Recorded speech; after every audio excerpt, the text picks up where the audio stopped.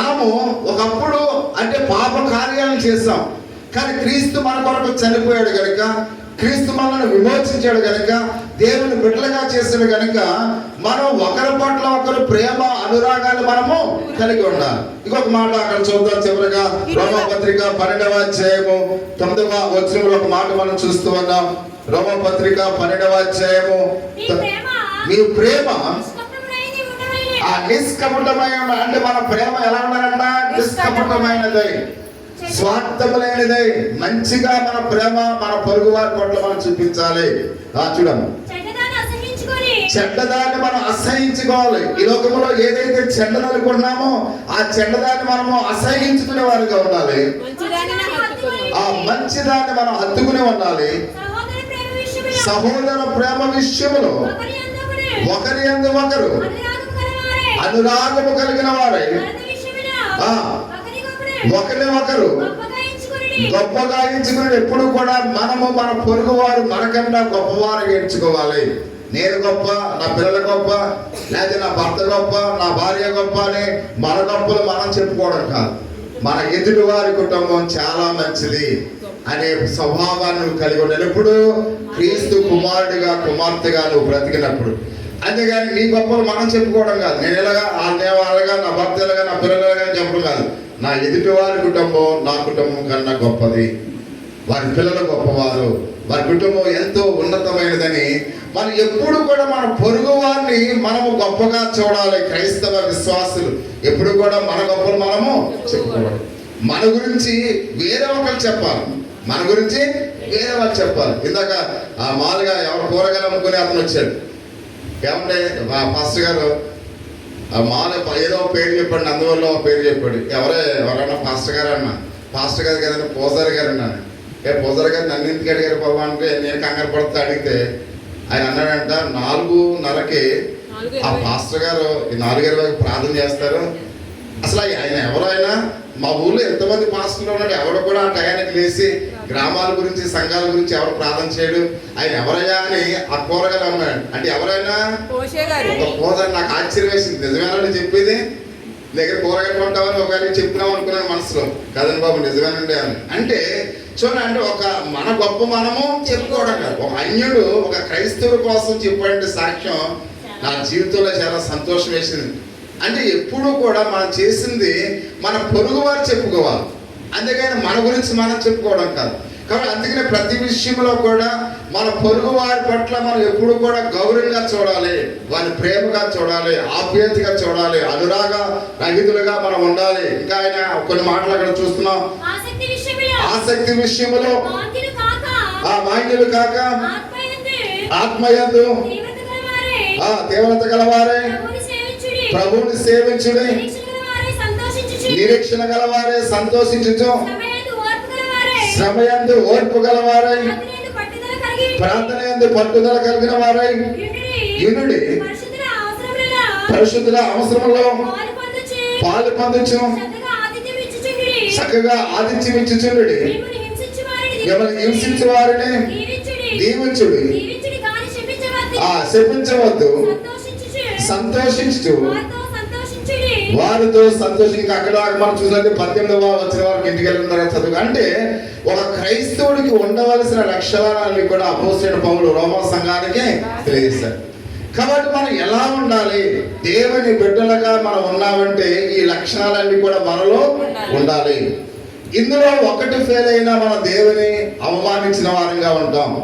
కాబట్టి అందుకనే మన దేవుడు మనల్ని ఎలా ఉన్నారని ఆశ కలిగి ఉన్నాడు. ప్రతి తండ్రి కూడా తన పిల్లలు మంచితనంతో ఉండాలని ఆలోచన చేస్తూ ఉంటాడు. ఒకవేళ చెడ్డ మాటలు మాట్లాడితే తండ్రి బెత్తాన్ని వాడతాడు. కాబట్టి తండ్రి ఎప్పుడు కూడా తన పిల్లలు గౌరవంగా ఉండాలి, సమాజంలో తన పిల్లలు ఉన్నతమైన స్థితిలో ఉండాలి, తన పిల్లలు ఉన్నతమైన జీవితాన్ని జీవించాలని ప్రతి తండ్రి కూడా ప్రతి పిల్లల కొరకు ఏం చేస్తుంటాడు, ఆలోచిస్తూ ఉంటాడు. అలాగే మనం నమ్ముకున్న యేసయ్య కూడా మనం ఎలా బ్రతకాలనుకుంటున్నాడంటే ఎలాంటి జీవితాన్ని నన్ను నమ్ముకున్న వారు బ్రతకాలనుకుంటున్నాడు. కాబట్టి అందుకని ఒక క్రైస్తవుడికి ఉండవలసిన లక్షణాలన్నీ కూడా ఇందులో మనం చూస్తూ ఉన్నాం. కాబట్టి అందుకని ఆయన వెంబడిస్తున్నామంటే ప్రభువా నేను వెంబడిస్తున్నానని మాటలు చెప్పడం కాదు, క్రియారూపంగా మన జీవిత అనుభవాల్లో కూడా అవి మనం ఆస్వాదించాలి. అప్పుడే యేసుక్రీస్తు వారిని వెంబడించి నిజమైన కుమారులుగా, నిజమైన కుమార్తెలుగా, పరలోక రాజ్య నివాసులకు వారసులుగా మనము ఉండగలము అనే విషయాన్ని పరిశుద్ధ గ్రంథంలో అయితే మనం చూస్తూ ఉన్నాం. కానీ అందుకనే ఆయన పరిపూర్ణంగా వెంబడిద్దాం. ప్రభువే శక్తిని ఇస్తాడు. ఒకవేళ నువ్వు మానవుడు గనుక, నువ్వు బలహీనుడు గనుక, ఒకవేళ పడిపోయే స్థితి నీ శరీరంలో ఉంది కాబట్టి, ప్రభువా నాకు శక్తిని, ప్రభువా నీ పరిశుద్ధాత్మ శక్తిని నాకు దయచే. నేను ప్రేమించలేకపోతున్నానేమో నా పొరుగు వారిని, ఒకవేళ నా పొరుగు వారిని నేను అవమానిస్తున్నానేమో, ప్రభువా ప్రేమించే శక్తిని నాకు దయచేయని ప్రభుని అడిగితే ఆ ప్రేమించే శక్తిని దేవుడు నీకు ఇస్తాడు. నీ పొరుగు వారిని గౌరవించే ఆ యొక్క శక్తిని నీకు ఇస్తాడు. నీ పొరుగు వారు ఒకవేళ నీకు కీడి తలపెట్టినా వాళ్ళ గురించి నువ్వు ఏమాత్రం కూడా శాపం వచ్చినా చెప్పకుండా వాళ్ళ మేలు కొరకే నువ్వు ప్రార్థన చేయి. కాబట్టి దేవుడే వారి యొక్క హృదయాల్ని మారుస్తాడు. ఎందుకంటే ప్రేమ మాత్రమే సమస్తాన్ని కూడా మార్చగల శక్తి ఉందని మనం చూస్తూ ఉన్నాం.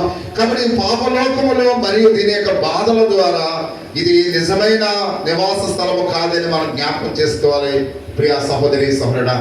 కాబట్టి ఈ లోకంలో జీవిస్తున్న విధానం అంతా కూడా మనకు పెయిన్ కలిగిస్తుంది, బాధలు కలిగజేస్తుంది. కాబట్టి ఈ బాధ కలిగించేది ఏది కూడా ఈ నివాసము శాశ్వతం కాదు. కానీ ఇక్కడ పరలోక రాజ్యములో దానికి బదులుగా బాధలు అక్కడ ఉండవు, ఎటువంటి పెయిన్స్ అక్కడ ఉండవు. పరలోక రాజ్యములో ఆ నివాస స్థలంలో నిత్యము కూడా ఏముందంట?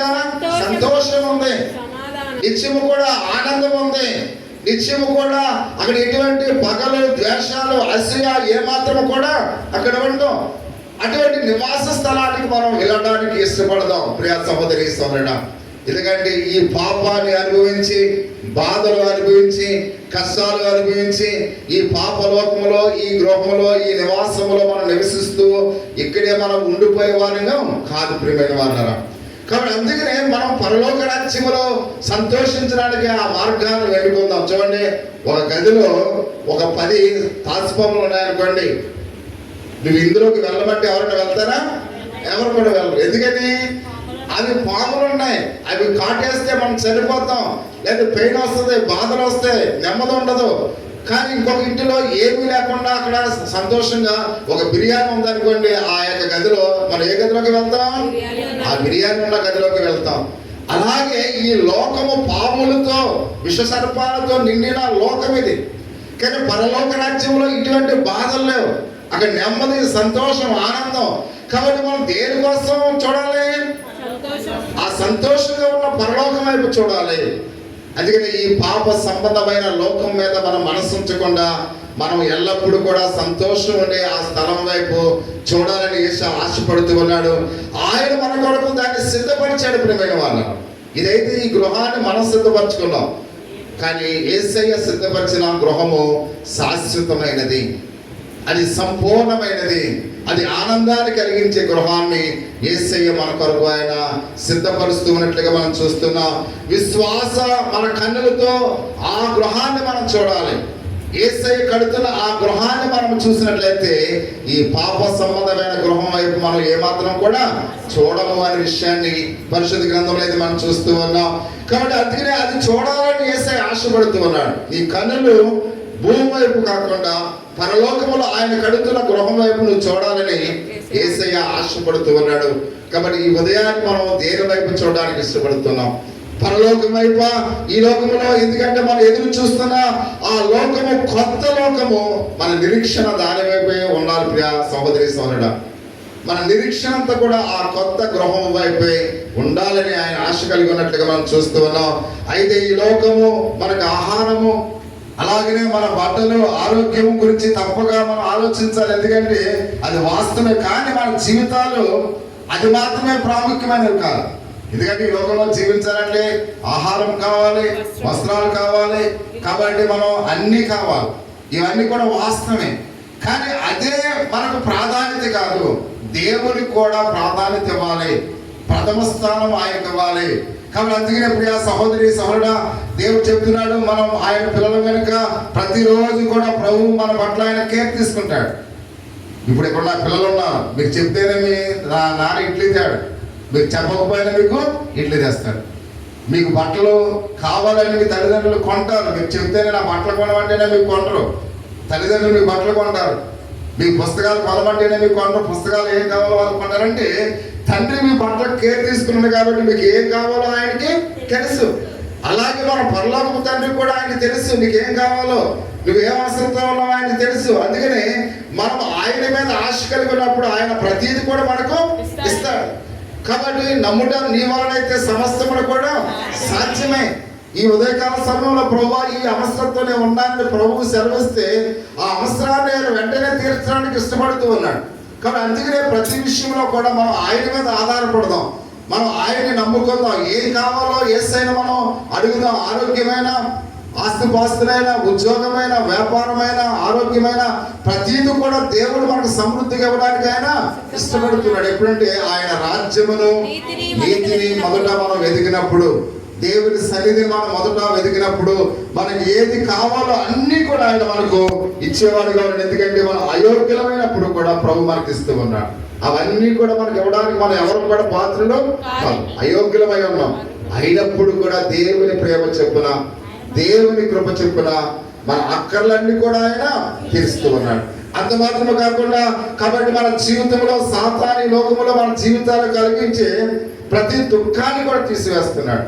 కష్టాలు, ఇబ్బందులు, శోధనలు దేవుడు మనకి ఇచ్చేవి కదా, అన్ని కూడా ఎవరిచ్చేవి? సాతానిచ్చేవి. సాతానిచ్చే బాధల నుండి, సాతానిచ్చే కష్టాల నుండి, సాతానిచ్చే బాధలను ఏమనక ప్రతిదీ కూడా దేవుడు మనకు తీసివేస్తూ ఉన్నాడు. సంపూర్ణమైన ఆరోగ్యాన్ని దేవుడు మనకు ఇస్తూ ఉన్నాడు. అందుకని ఎవరము కూడా బాధపడవలసిన పని లేదు. కానీ ప్రభువును మనం వేడుకోవాలి, ప్రభువును మనం అడగాలి. ఈ ఉదయకాల సమయంలో ప్రభువా నా కుటుంబానికి ఇది అవసరమయ్యా, నా జీవితానికి ఇది అవసరమయ్యా, ఇది నాకు కావాలయ్యా అని ప్రభువును గోజాడి అడిగినట్లయితే దేవుడు నీ ప్రతి దుఃఖాన్ని సంతోషంగా మారుస్తాడు, నీ ప్రతి అవసరాన్ని మారుస్తాడు. కాబట్టి అందుకని దేవుని యొక్క సన్నిధానంలో దేవునికి ప్రార్థన విజ్ఞాపనంతో ప్రభుతో మనం మాట్లాడదాం. దేవుని కొద్ది మాటలు దేవుడు దీవించి ఆశీర్వదించును గాక. ఆమేన్. మన మధ్యలో ఉన్న స్త్రీలు వచ్చి